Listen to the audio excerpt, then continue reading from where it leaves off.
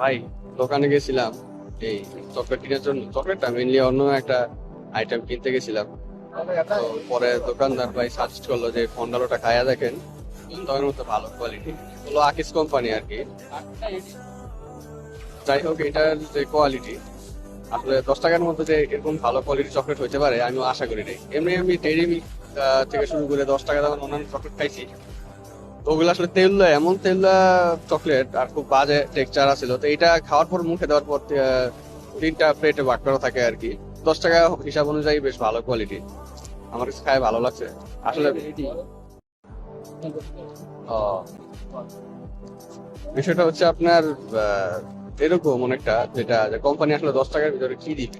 10 টাকা হিসাবে চকলেটের কোয়ালিটি আমার কাছে খারাপ লাগে না, মানে আগে থেকে অনেক উন্নত। আগের কোম্পানির চকলেট আপনারা ট্রাই করতে পারছেন।